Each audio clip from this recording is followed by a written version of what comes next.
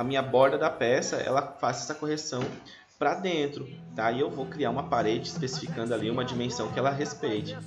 Então, esse sentido de avanço, tá? Vai fazer com que eu consiga fazer a correção específica. Então, correção nula, a ferramenta ela vai passar por cima da trajetória especificada, tá? A correção 2 é pela esquerda, então significa que a ferramenta ela vai passar pelo lado externo da peça, tá? Ela vai pegar a borda externa. E quando eu tenho a correção pela direita, representado pelo número 1, significa que essa correção é para fazer a parte interna da minha peça. Comandos de fresagem. Então vamos ver quais são esses comandos de fresagem. Tá? Sempre é bom lembrar que, conforme o sistema de programação utilizado pelo fabricante da máquina, existem características distintas na programação. Então, novamente eu repito, sempre consulte o manual técnico da máquina para que você saiba como que ela deve ser programada, porque a gente sempre tem alguns ajustes em relação ao fabricante. Por mais que todos os fabricantes usem uma base padrão, o padrão ISO para programação, é claro que cada uma vai adaptar para a sua realidade. Então, o que a gente tem? Primeiro, início do percurso. A gente tem que dizer para a máquina onde a gente quer que inicie esse processo de fresagem. Sempre lembrando, a máquina ela é burra. Tá? Ela vai fazer somente aquilo que você mandar. Se você mandar, ela não vai fazer. E se ela fizer algo errado, foi você que mandou ela fazer errado. Então, esse início de percurso ele vai ser representado pela sigla G0. Então, eu tenho G0, tá? Que vai me dizer que é o início do percurso no programa. E dentro deste G0, eu vou colocar na linha de programação a minha coordenada X, tá? E a minha coordenada Y, que é o meu par ordenado que vai dizer qual que é o ponto onde vai ser o início desse percurso. Eu tenho o meu valor em Z, que vai me dizer qual que é a profundidade que a ferramenta vai atingir, o quanto ela deve adentrar nessa peça. E é claro que daí eu tenho os outros parâmetros normais que a gente já viu lá dentro da furação. Que aí eu tenho velocidade de avanço, rotação da ferramenta e a ferramenta que vai realizar o trabalho. Tá? Aí nós temos dois tipos de percurso. Nós podemos ter um percurso em linha reta, podemos ter um percurso com um arco, tá? Utilizando um raio. Primeiro a gente vai trabalhar com um percurso em linha reta. Então o que eu tenho? Eu já especifiquei que o meu ponto de início de percurso ele é especificado pelo comando G0. Então eu vou definir lá G0, aí eu coloco valor em X, valor em Y, valor em Z, tá? Que vai especificar onde a ferramenta tem que começar esse processo de usinagem. Aí eu vou dizer que eu vou fazer um percurso em linha reta, tá? Eu vou colocar aqui o comando G1. A máquina vai entender através de G1 na linha seguinte que eu tenho uma trajetória em linha reta. O que eu tenho que especificar depois? Coordenada em X e coordenada em Y do fim desse meu percurso, porque eu defini o início através do comando G0. Então, G0, coordenada X, coordenada Y, coordenada Z, tá? Aí eu coloco na próxima linha G1, que vai especificar onde vai acabar esse percurso e dizendo, agora é uma trajetória em linha reta. Aqui a gente tem um exemplo. O que eu vou fazer aqui nesse meu exemplo? Um corte passante na peça, então eu vou fazer esse recorte ao redor da peça, né? Imagine que eu tenho um painel quadrado, tá? Ou painel retangular, e aí eu preciso fazer com que a ferramenta passe pela borda externa, deixando ele conforme a gente consegue visualizar aqui na figura. E aqui a gente tem um detalhe. Tá? Eu tenho a peça com 25 mm de espessura, a gente tem 20 mm de sobremedida em X e em Y. Então eu vou ter que fazer esse corte. Então vamos lá.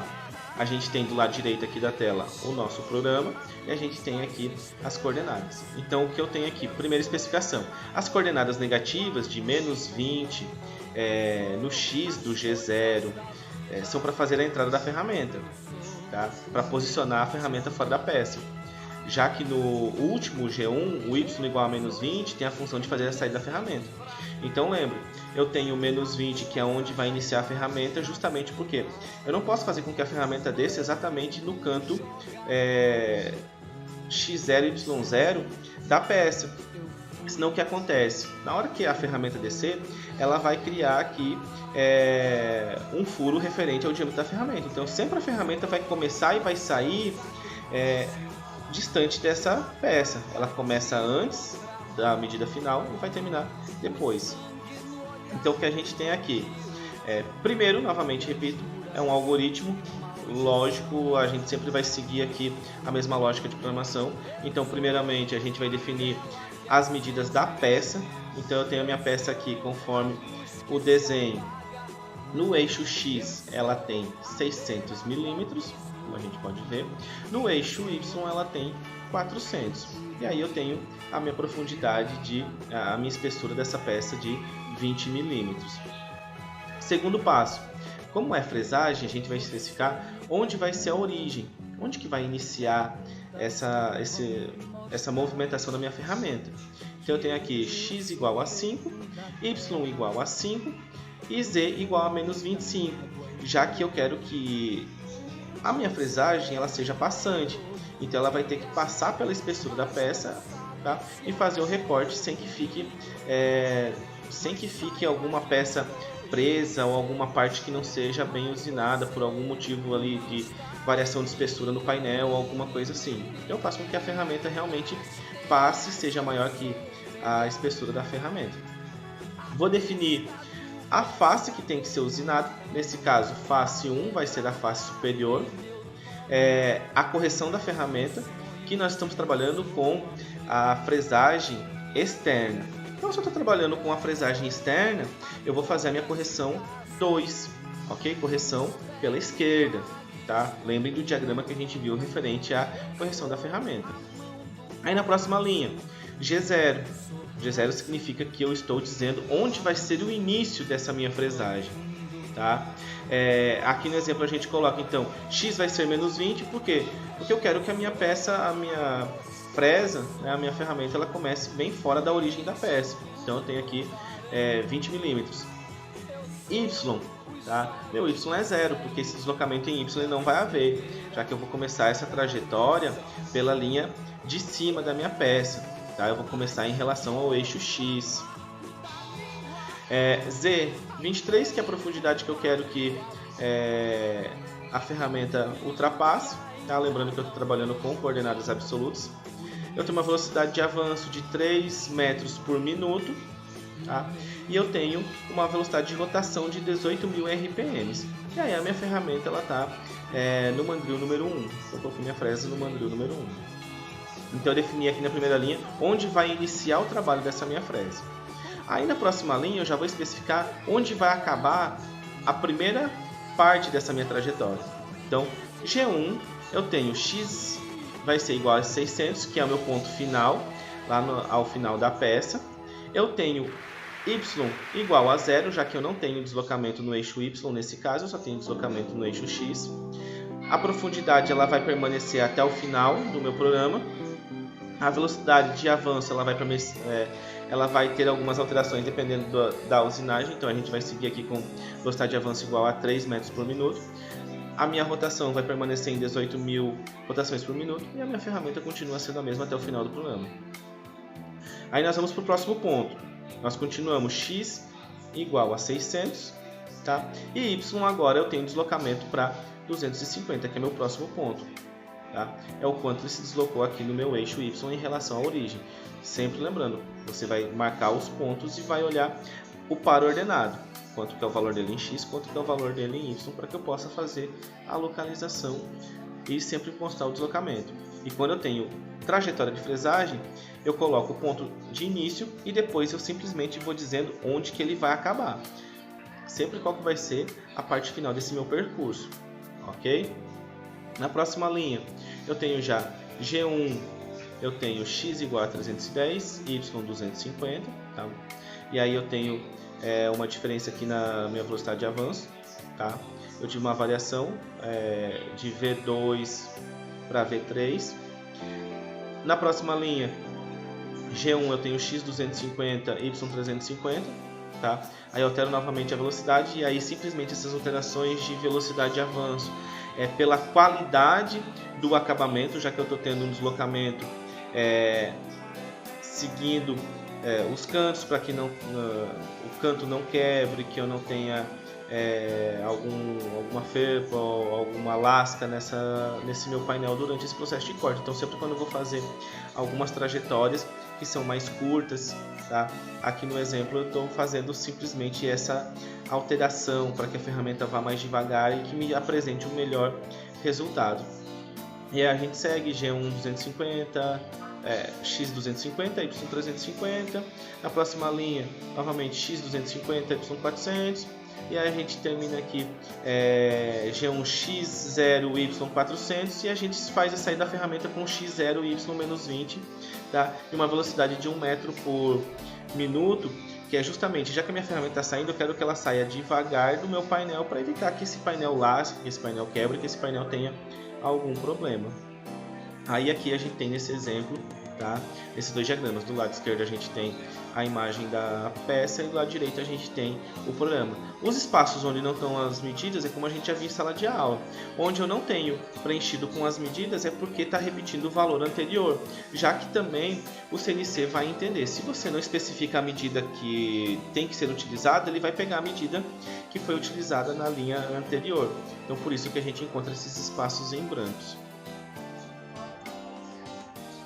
E aí a gente tem a programação de fresagem em arcos. Agora, a única diferença que a gente vai ter aqui é que eu vou ter o comando G2 quando o meu arco é sentido horário e eu tenho o código G3 quando o meu arco é sentido anti-horário. Mas a lógica de programação é sempre a mesma. G0 vai especificar onde